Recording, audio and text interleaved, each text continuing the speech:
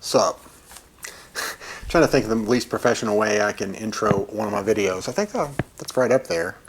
Anyway, getting started. I love this little show. I do. I love it to death.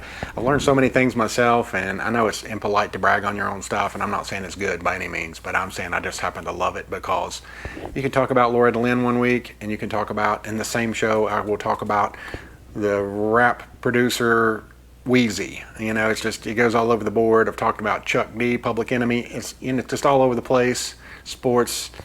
That's what I love about Appalachia. It's so underrated, and our stories are, people try to put us in these little boxes, and there's so much more to Appalachia, as we're finding out, including me, on a weekly basis. So, God, that was obnoxious. If you're still with us, I appreciate you. Thank you for hanging in here through that storm of nonsense. Getting into some shout outs this week, and I want to thank my buddy Jim Peck, who made a donation, and he also, even more importantly, I don't know, nothing's more important than getting a donation, so thank you for that. But he also went on a trip to Keoki with me recently, with hopefully that video will be up in the next week or two.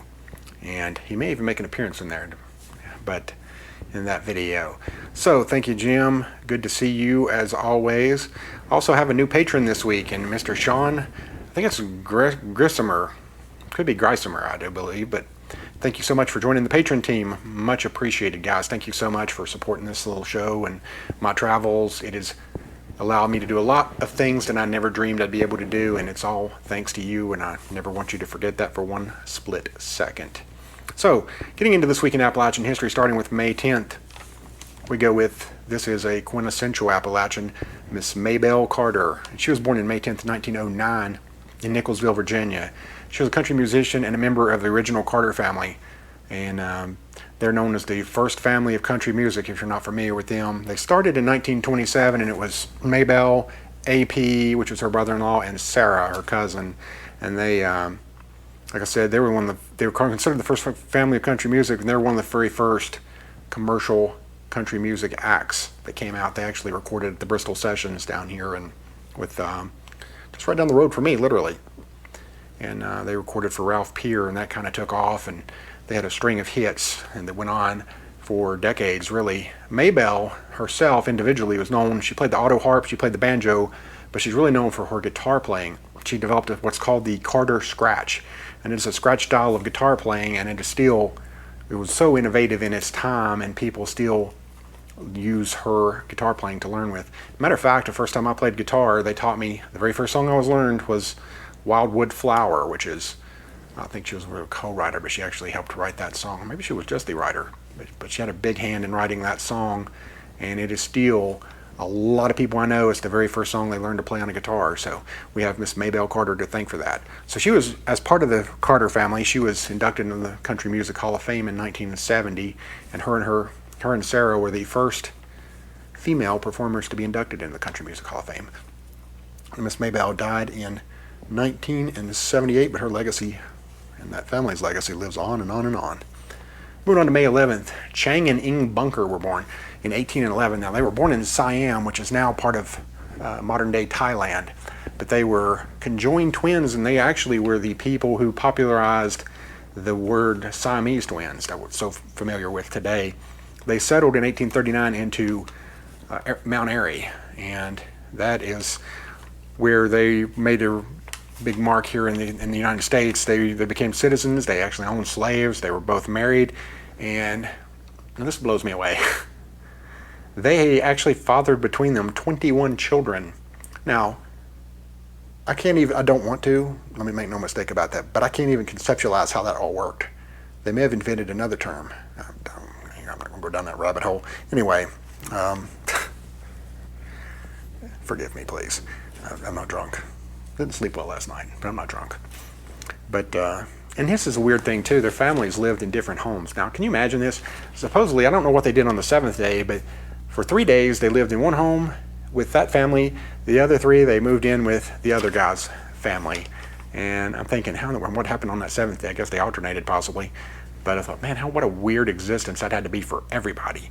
So they ended up, they're still quite famous. In fact, they got the downstairs part where the Andy Griffith Museum is there in Mount Airy that tells their story a little bit.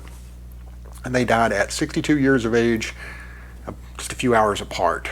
So they made their money in this country, of course, as a sideshow act too. I guess back when they had the freak shows as part of a circus. But that's Chang and Ing Bunker. No kin to Archie Bunker. Moving on to May 12th. That was the day, the Dirty Dancing movie was released in 1987. And that was a massive hit. It was filmed in Lake Lure, North Carolina, and Pembroke, Virginia. So it kind of had those two locations. And it came out, it's a pretty low budget film, and it ended up making $214 million at the box office. And it, of course, starred Patrick Swayze and Jennifer Grey in that iconic film that, it's right up there. It might even pass Grease one day as the most watched video by females in my history of my life. So, Dirty Dancing. Everybody, I can't think of a girl that doesn't like it. And a few boys, because I love Patrick Swayze. I'm not going to lie to you. Always had an appreciation for him. Moving on to May 13th. Zeb Vance was born in 1830 in Weaverville, North Carolina, and he was the 37th and the 43rd governor of North Carolina. He was an officer in the Confederate Army, and he also served as a senator for North Carolina. He was a big proponent of the New South movement, which was wanting to modernize the Southern economy following the Civil War. And he also was known for, and I mentioned this a week or two or three ago on this very show, he actually ended up defending the infamous Tom Dooley in his murder trial. And he lost the trial, but after the war, Zeb Vance did practice law. He defended Tom Dooley pro bono. Moving on to May 14th. A man by the name of Earl Combs was born in Pebworth, Kentucky, which is in Owsley County. And he was born in 1899, and he was a Major League Baseball player. He played for the New York Yankees from 1924 through 1935, and he actually was part of the 1927 team known as Murderers Row, which that team also featured Lou Gehrig as well as Babe Ruth. And he ended up making the Hall of Fame in 1970, and when he made it, he said he thought that the Hall of Fame was for superstars, not just average players like me, is what his quote was. And he's also often listed as somebody who probably wasn't deserving of being in the Hall of Fame, but if you're on that 27 Murderers Row Yankees team, you probably earned a spot on the Hall of Fame, according to my book anyway. Moving on to May 15th. George Brett was born in 1953, so we're sticking with baseball. He was born in Glendale, West Virginia, and he, of course, played for the Kansas City Royals from 1973 through 1993. Just a tremendous third baseman, and he actually won the World Series in 1985 as part of the Kansas City Royals. He was inducted into the Hall of Fame in 1999, and he's remembered for two things, mainly, other than his great play.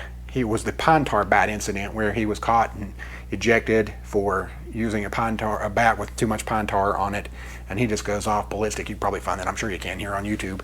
You look that up and you'll see a guy go nuts real fast. But he's also remembered by me for the word hemorrhoids. He actually had hemorrhoids during the World Series, and he kept scratching a certain part of his body, and I didn't even know what the term meant. At that time, I was a young kid, so when I heard the word, I was like, what in the world is this? So I had to look it up, and I was very much, or I didn't actually look it up, I asked my parents, and I was very unhappy with the answer that I received on that. But let's try to remember George Brett as a great baseball player. How about that? Moving on to May 6th, May 16th, yeah.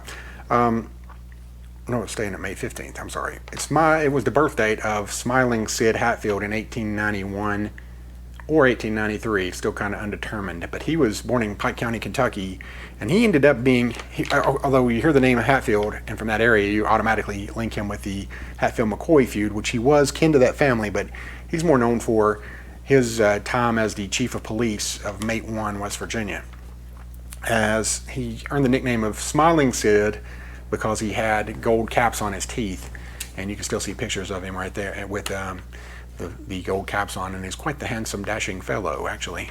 But he was the sheriff of Mate 1 during what was called the Battle of Mate 1, and that was a flare-up between, I guess it was more than a flare-up, it was a standoff between miners trying to unionize versus agents, or what they call them, detectives of the coal company, known as the Baldwin Phelps Detective Agency.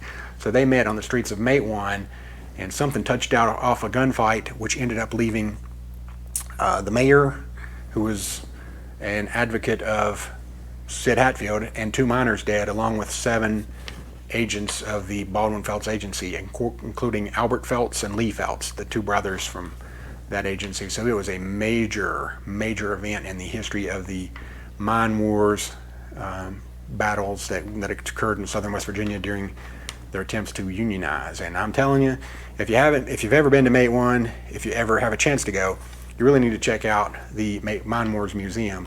My friend Kimberly McCoy runs that and does a fantastic job telling the story. Just absolutely amazing. I'd be embarrassed to try to even match her storytelling ability. But if you get up there, check out the museum, tell her I sent you, and she won't do anything different for you, but she'll probably appreciate that I mentioned her. And but he was at the Battle of Mate 1, and it was escalated to a lot of things between the unionizing miners and the coal companies. Tensions just continued to flare, and they in 1921, Sid Hatfield and a man named Ed Chambers were charged, completely unrelated to the Battle of Mate 1. They were charged with other crimes, and they appeared in Welch, West Virginia, which is in McDowell County, or the county right over from them. And they were set to appear. They were unarmed and walking up the steps when they were jumped by some Baldwin Felts agents, and they were shot dead on the steps of the courthouse. And the Baldwin Felts guys claimed self-defense, despite the fact that Hatfield and Chambers were unarmed, and none of those guys served any time for the murder, the grisly murder. But Sid Hatfield lives on as an icon of the Union history, and he was a real legend in that area. His funeral was attended by 3,000 plus people, so he was really made his mark, even though it led to his death. So that is the tale of Smilin Sid Hatfield. And finally, May 16th, 1986, a lady was born by the name of Megan Fox.